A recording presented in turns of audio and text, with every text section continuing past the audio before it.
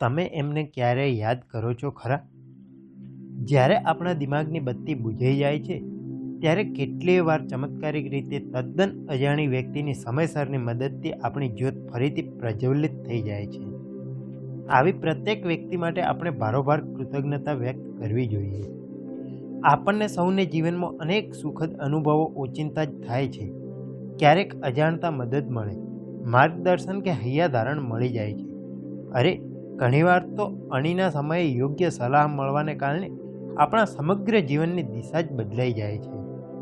સફળતાને માર્ગે જ્યારે આપણી ગાડી દોડવા લાગે છે ત્યારે આપણે એ વ્યક્તિને ભૂલી જઈએ છીએ કે જેણે એ રસ્તા તરફ આંગળી ચીંધીને આપણને એ રસ્તે ચડાવ્યા હોય. ક્યારેક જીવનની તેજ રફતારમાં ઘડીક થોભીને જો પાછા ફરીને જોવાની તસ્દી લઈએ તો એ વ્યક્તિનો ઉષ્માભર્યો સ્પર્શ જરૂર યાદ આવે. એ તમારા શિક્ષક કે કોચ હોઈ શકે, કાકા કાકી, મામા, કોઈ નાના કે મોટા ભાઈ બહેન, દાદા, નાના કે નાની કોઈ પણ હોય. કોક અજાણ્યા ડૉક્ટર, નર્સ કે ખાસ મિત્ર પણ હોઈ શકે.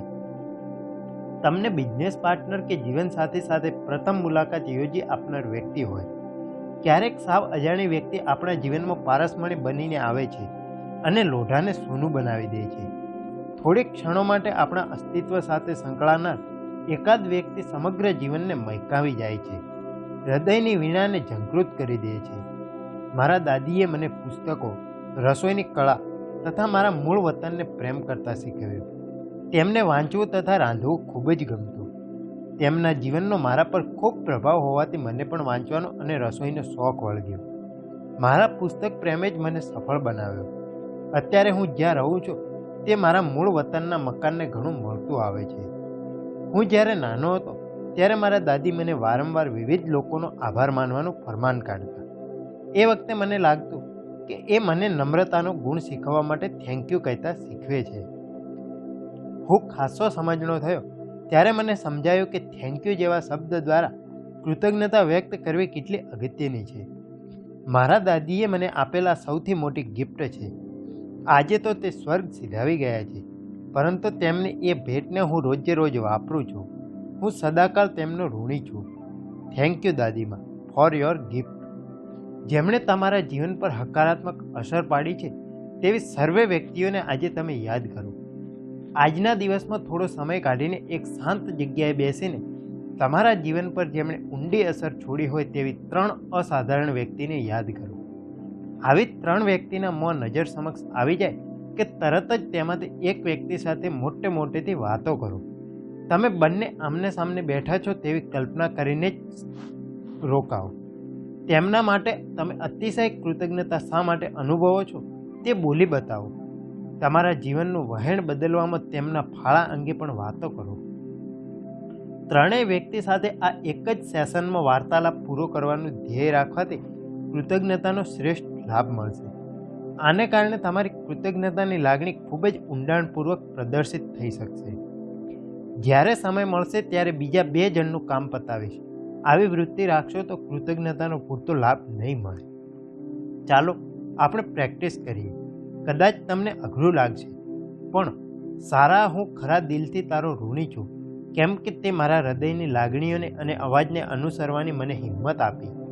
એ દિવસે તો હું સાવ મૂંઝાઈ ગયો હતો. તારા શબ્દોએ મારા ઘા પર મલમનું કામ કર્યું. મને નિરાશાની ગર્તામાંથી બહાર કાઢીને મારા સ્વપ્ના સાકાર કરવાની હિંમત બક્ષી. એ દિવસે જ મેં મદદનીશ રસોઈયા તરીકે ફ્રાન્સ જવાની ઓફર સ્વીકારી લીધી.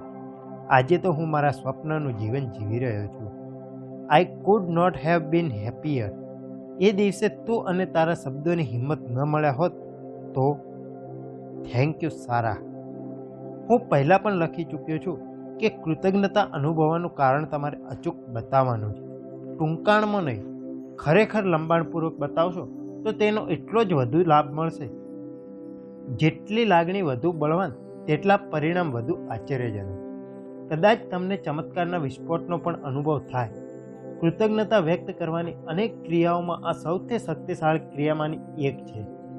તમને બોલવાની ફાવટ ન હોય તો તમારી લાગણી પત્ર દ્વારા પણ રજૂ કરી શકો છો.